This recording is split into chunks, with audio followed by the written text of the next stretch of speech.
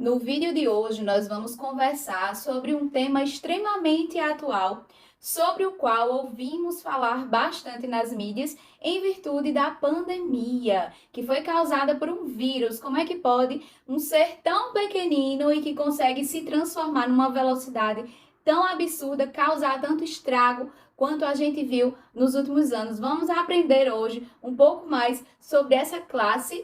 Então, o vídeo de hoje, ele foi montado em cima de um resumo do livro de Tortora, capítulo 13. Então, eu já sugiro que você consiga ou ter esse livro em mãos ou baixar o PDF que facilmente é encontrado aqui na internet, ou se você for um aluno da nossa monitoria de microbiologia geral, com certeza você já recebeu o seu PDF com as imagens do conteúdo de hoje. Vamos lá? As características gerais dos vírus, elas são bem peculiares, né? No latim, o vírus quer dizer veneno, certo? É algo que aprisiona, isso é muito interessante, né? Eles não são considerados seres vivos, certo? Eles não têm nenhum tipo de atividade metabólica fora de um hospedeiro, certo? Então existe essa polêmica para se descobrir se os vírus, né, são considerados seres vivos ou não, certo? Quando ele penetra no hospedeiro, o ácido nucleico, né, que pode ser um DNA ou um RNA, certo? Ele é transferido, tá certo? Para dentro da célula do hospedeiro e ali dentro, né, ele vai utilizar todos os mecanismos que já existem dentro daquela célula para multiplicar, certo? O seu conteúdo ali do ácido nucleico para se multiplicar em muitos, né, vírions, que a gente chama, tá certo? Então, imaginem como uma grande linha de produção, certo? Uma fábrica que constrói carros e ela precisa passar ali por uma série de processos. Cada processo vai produzir uma peça, certo? E no final aquele carro é montado, não é assim a linha de produção? A multiplicação viral acontece da mesma forma. Existem etapas pelas quais aquele processo vai estar passando e no final todas aquelas pecinhas elas serão encaixadas e será expulsa da célula hospedeira já prontinha para infectar outras células. Aqui no resumo que vocês estão verificando, todas essas informações estão sendo descritas de uma forma assim bem simples da gente entender, certo? Então vamos lá. Eles são parasitos intracelulares obrigatórios, tá certo? Então não há vida, não há atividade metabólica viral fora de uma célula hospedeira, certo? Só existe um único tipo de ácido nucleico, certo? Ou é DNA ou é RNA. Contém um revestimento proteico, tá certo? Imaginem isso como uma grande cápsula que está protegendo ali dentro, né? Todo o conteúdo que vai ser traduzido num novo vírus, certo? Então eles precisam, né, proteger ali aquele conteúdo. E fora de uma célula, ele é inativo, tá certo? Não existe capacidade, né, de causar nenhum dano fora de uma célula que contém ali atividade metabólica, certo? Elas se multiplicam dentro, né, de células vivas, utilizando toda aquela maquinaria que já existe ali dentro, certo? Todas aquelas organelas citoplasmáticas.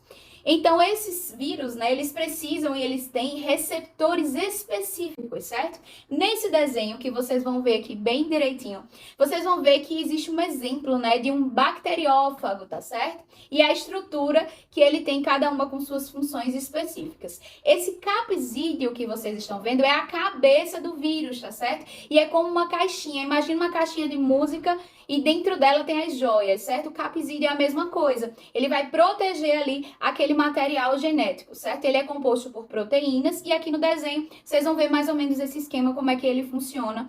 E abaixo desse capsídeo, tá certo? A gente tem essa bainha que ela vai se mover, gente. Quando ela gruda ali naquela célula hospedeira, essa bainha ela se movimenta, ó, grudou. E ali dentro vai sair do capsídeo o material genético e vai infectar aquela célula, tá certo? Então, vocês estão vendo em todas as partes com detalhes, ó. A fibra da cauda, bainha, certo?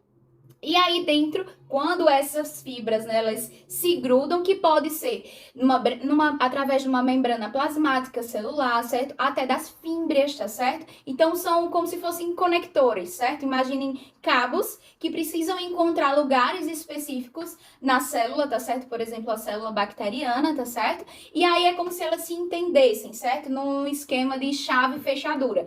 precisa ser específico, tá certo?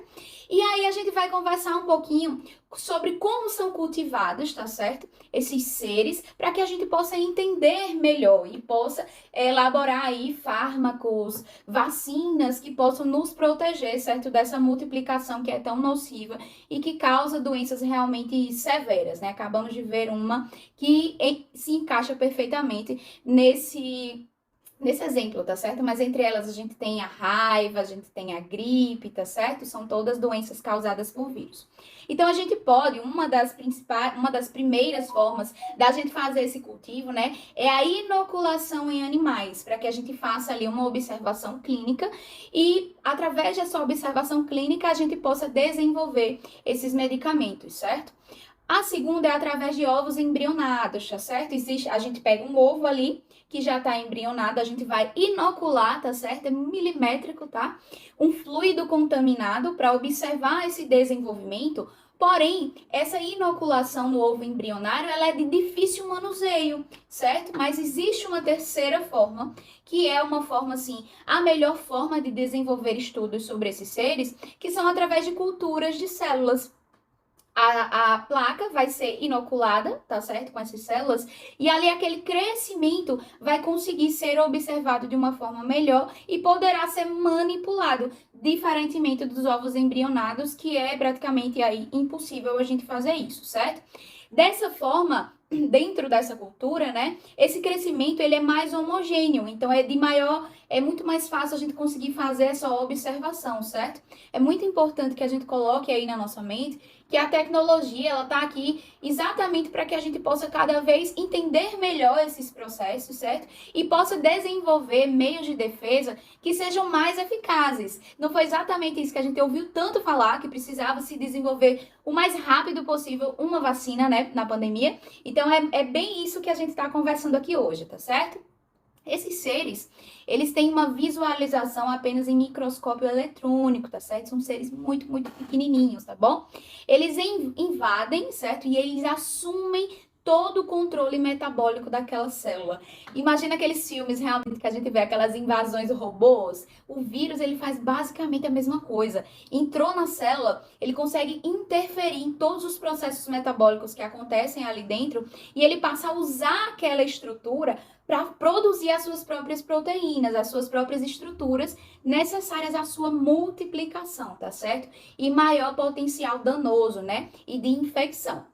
Então, olha só, um único vírion pode dar origem em uma única célula hospedeira a milhares de outros vírions que serão capazes ali de infectar outras células, certo?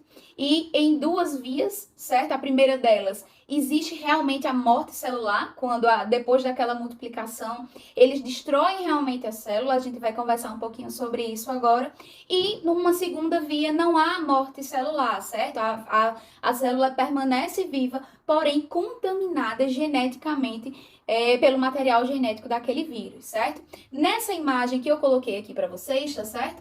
Existe uma curva de ciclo único que vai fazer a gente entender um pouco melhor como funciona esse crescimento. Observem aqui comigo esse gráfico, certo? Que ele vai mensurar para a gente a passagem do tempo e o número de vírions dentro daquela célula. O gráfico, ele vai iniciar aí, ó, tá vendo com uma curva para baixo escrito o nome eclipse, certo? E dentro desta fase, existe dois momentos extremamente importantes, que é o momento da biossíntese e o momento da maturação. Nesse momento, a célula foi infectada e lembra do robô, é como se ele estivesse tomando de conta ali de todas as máquinas e os comandos para produzir aquilo que interessa para ele, certo? Então, ali a gente começa a ter a produção de novos capsídeos, de duplicação de material genético, de toda aquela estrutura de bainha, certo? Então, é como se fossem várias peças do carro, todas separadas nesse momento, que estão sendo amadurecidas para serem montadas, certo? Para serem multiplicadas. Então, esse gráfico, ele vai mostrar exatamente isso pra gente, ó. Existe esse momento de preparação para depois, ó, vírions liberados do hospedeiro. Tá vendo que tem um gráfico extremamente crescente? Isso aí é a liberação. É como se fossem os carros já foram montados e agora eles vão tudo para a concessionária serem vendidos. Então, essa é uma comparação que vai ajudar a gente a entender essa multiplicação viral dentro da célula hospedeira, certo? Existe um ápice, certo? Vocês estão vendo aí que chega um pico do nosso gráfico, que é exatamente a infecção aguda, certo? É o ápice daquele momento e depois ele tem uma tendência, né, a cair. É muito comum a gente ouvir, às vezes, assim, de pediatras explicando para as mães, olha, mãe, não tem nada que vá desacelerar esse processo aí da gripe do menino, vamos dar um exemplo. Porque tem um tempo necessário da infecção viral, tá certo? Que vai atingir ali o seu ápice, né, a infecção aguda, e ele vai começar a decrescer. A gente acha que se der o remédio dobrado vai acelerar, se fizer N coisas diferentes, mas é preciso realmente paciência ali, fazer aqueles cuidados básicos, até que a infecção ela vá caindo, a multiplicação viral ela vá sendo reduzida, e o nosso sistema imunológico auxilia aí nessa resposta, tá certo? Então, qual que é a diferença desses dois processos que a gente está conversando aqui? É que existe o ciclo lítico, olha só, observa aqui o nosso resumo bem direitinho pra gente. O ciclo lítico, ele sempre vai terminar aonde, gente? Com a lise, com a morte daquela célula, tá certo? E o ciclo lisogênico, lembre, gente, gênese normalmente é nascimento, é produção. Então não dá para você associar isso com morte, tá certo? Assim como o lítico já tá dizendo, né, que ali vai ter uma lise, vai ter uma quebra, vai ter uma morte, tá bom? Então no ciclo lisogênico, a célula hospedeira permanece viva, tá certo? Existe inclusive um adormecimento dessas células. Elas ficam ali com o material genético infectado, vamos dizer assim, e se houver estímulos determinados, ela pode sim entrar no ciclo lítico, certo? E aí ela vai se multiplicar, vai gerar novos vírus e ela vai ter a morte celular, tá certo? A gente vai conversar um pouquinho agora sobre as 5 etapas do ciclo de multiplicação desse vírus, certo? A gente vai aí para a segunda fase do nosso resumo, tá certo? Olha só que interessante, essa imagem aqui, as imagens é muito fácil da gente aprender, porque fixa bastante na nossa mente, certo? Então, a gente vai aí, ó, para a primeira fase. A primeira fase, ela se chama adsorção. Qual é o bizu para a gente não esquecer aqui? Lembra de uma bucha, né? A bucha, ela absorve. Ou seja, ela encostou a água na bucha, né? Ela vai absorver. Então, a adsorção, isso é só para a gente, na nossa mente, ficar mais fácil de aprender, tá certo? Na adsorção é exatamente o momento. Olha só essa imagenzinha aqui. Que o capsídeo, ó, o vírus, ele tá ali, grudou na nossa célula, a gente tem aí a nossa estrutura, ó, a parede celular, o cromossomo bacteriano, certo? E aí o capsídeo, ó, grudou, imagina, né? Chave e fechadura. E agora ele vai ali jogar o material genético dele dentro daquela bactéria. Olha que interessante. Então, nessa primeira fase, a adsorção, vocês estão vendo aqui, ó, ele jogando lá para dentro, ó, o DNA dele, né? E aí a gente vai para a segunda fase, que é a fase da penetração, né? O material genético, ele entra lá dentro, gente, é como um megafone que começa a gritar lá dentro, mudança de rota, agora a gente vai produzir essas peças aqui que eu tô dizendo para você. Isso é o que o DNA faz, certo? Ele dá uma ordem diferente para o interior daquela célula. E olha que curioso, ao invés daquela célula produzir organelas citoplasmáticas normais, ela vai produzir isso aqui, ó, as pecinhas do quebra-cabeça de um novo vírion. Olha o que acontece aí na fase 3 da biossíntese. Olha, síntese de componentes virais. É como se eu estivesse usando aquela fábrica ali para fabricar exatamente as peças do carro que eu preciso, certo? Então, a gente passa ali, ó, para a fase número 4, a fase de maturação, onde os componentes virais se organizam. É como se fosse exatamente aquela linha de produção que a gente estava conversando, e essas pecinhas agora elas serão montadas como um quebra-cabeça. Maturação, amadurecimento, já é uma fase ali mais elevada, certo? Então aqui os componentes virais, eles vão se organizar, certo? E aí eles serão liberados, ou seja, eu usei aquela estrutura, produzi o que eu precisei, montei as minhas peças, agora ó, eu vou já multiplicar e eu vou sair, eu vou romper aqui essa membrana citoplasmática e eu vou contaminar muitas outras células, certo? E esse ciclo aqui, certo? É o ciclo que? Lítico. Lembra que a gente conversou o ciclo lítico? Ele tem lise, ele tem quebra, ele tem morte celular, certo? De um bacteriófago, tá certo? Então, pra gente lembrar que existe, tá certo, esse processo que precisa passar utilizando-se toda a estrutura metabólica da célula bacteriana, tá certo? Sozinho o vírus ele não é nada. Então ele precisa o tempo inteiro tá procurando, né, se grudar numa estrutura, numa fábrica pronta para ele se multiplicar, tá certo? E aí, no segundo modelo, na lisogenia, olha só o que é que está escrito aqui no nosso resumo, o fago permanece latente, entre aspas, inativo, ou seja, existe aquela contaminação, há uma mistura de material genético da bactéria junto ali com o vírus, mas ela não vai produzir imediatamente novos vírions, ela vai ficar ali adormecida só esperando, certo? Vamos dar um exemplo. Existem muitos vírus que ficam ali latentes, tá certo? A herpes é um deles, certo? Ele pode criar essa estrutura misturada, tá certo? Por isso que se chama fago temperado. Imagina ali um temperozinho. É uma mistura de uma coisa com outra coisa, tá certo? E aí, vamos dizer, um pico de estresse, certo? É uma alta temperatura, um sol que a pessoa pegou. Aquilo ali pode ser um gatilho para aquele vírus que está adormecido, ele despertar e aí ele realmente causar todos os danos que ele causaria, certo? Naquela pessoa ali que está infectada. A herpes, ela é um bom exemplo disso, certo? A AIDS também é um deles, tá certo? Então lembra que existe essa diferença aí desses dois ciclos, tá certo? Num a gente tem morte celular, tá certo? Imediata ali depois da multiplicação e no outro não. No outro ele fica ali de reserva, esperando os gatilhos, os estímulos, tá certo? Para vir iniciar aquele outro processo, ok? Então, existe a replicação de um vírus animal contendo DNA, tá? Eu também coloquei aqui para vocês no nosso resumo, tá?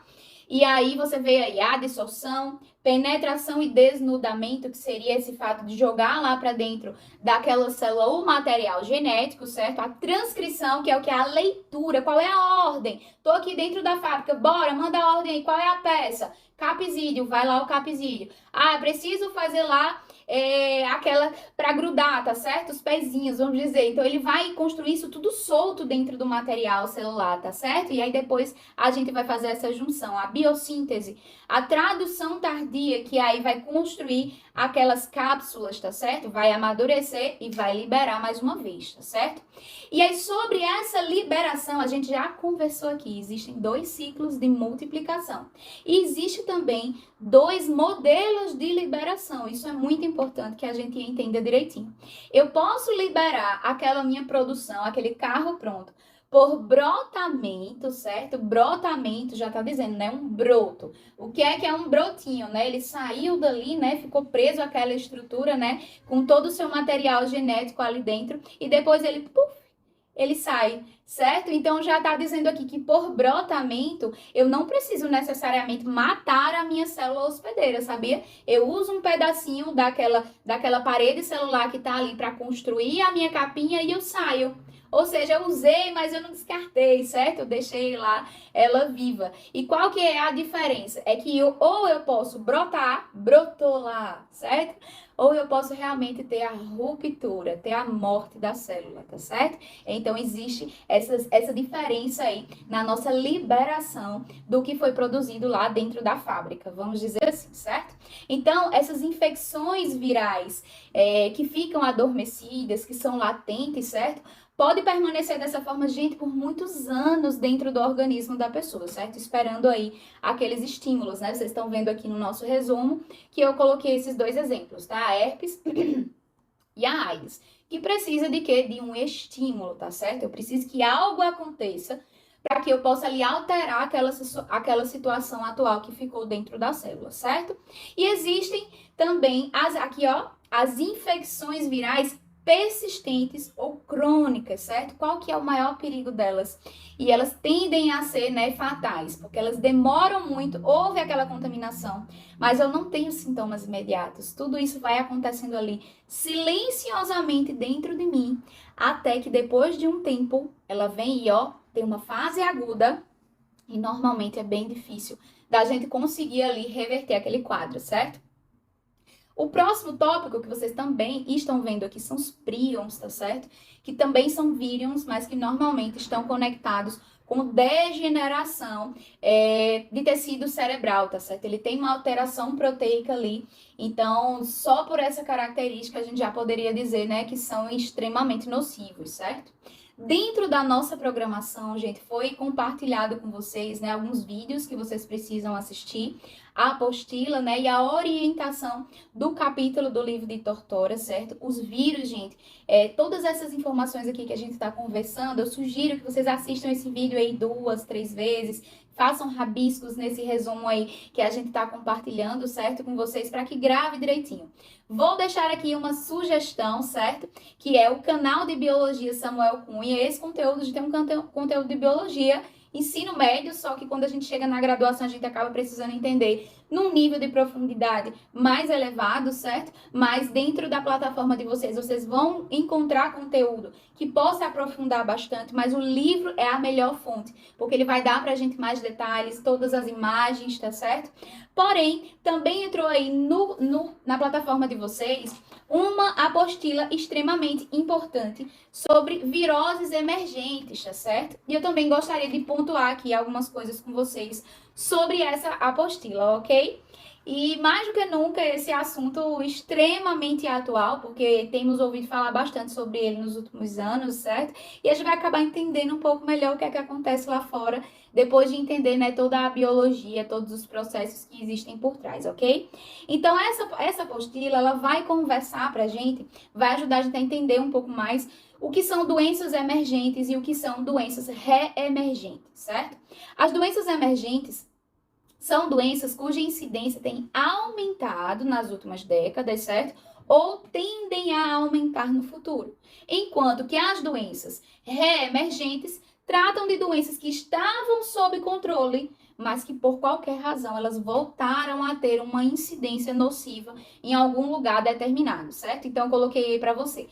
Qual que é a consequência? De onde vem? Por que isso acaba surgindo? Primeiro, pelas altíssimas taxas de mutações virais. O vírus que existia há 50 anos atrás, hoje não é o mesmo, ele não tem a mesma estrutura, ele foi exposto a ambientes diferentes, a transformações diferentes, ambientais, tecnológicas, e ele também vai se adaptando, é como se ele fosse extremamente inteligente.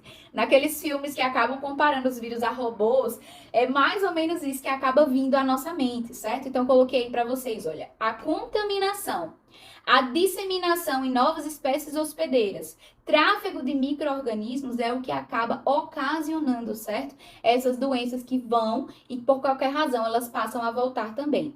E coloquei para vocês aqui no resumo, olha só, fatores associados à emergência de viroses e também de reemergências. O que é que acontece no ambiente para que uma virose ela emerja, certo? Ela venha a surgir, tá certo? Mudanças ambientais como desmatamento, construção de barragens, fatores relacionados a hospedeiros como novos hábitos, novas dietas, condições de habitação, saneamento básico.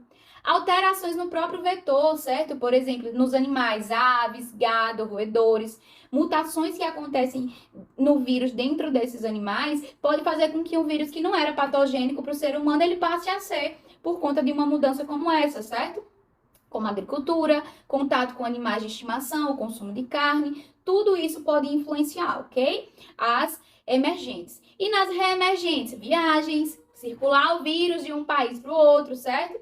E aí a apostila lista pra gente as principais viroses emergentes e reemergentes e vai pontuar pra gente aí a síndrome respiratória aguda de animais silvestres, o influenza, pandemia H1N1, o ebola, a dengue, que é um problema de saúde pública, a AIDS, a febre chikungunya, a febre zika, e passa para a gente a fornecer medidas, pessoal, de controle que possam ajudar a gente, né, a reduzir aí esses índices, e a gente vai pontuar vigilância epidemiológica, que esteja sempre sendo feito estudos para que a gente possa ver os lugares de maior incidência, detecção precoce para que a gente consiga aí ter uma recuperação mais rápida, né, e que possa se alastrar de uma forma controlada e reduzida, pesquisas científicas e investimentos em infraestrutura, saneamento básico e trabalhar realmente fortemente a prevenção, certo? Então essa apostila realmente é muito rica, vale a pena que vocês dediquem tempo a ela.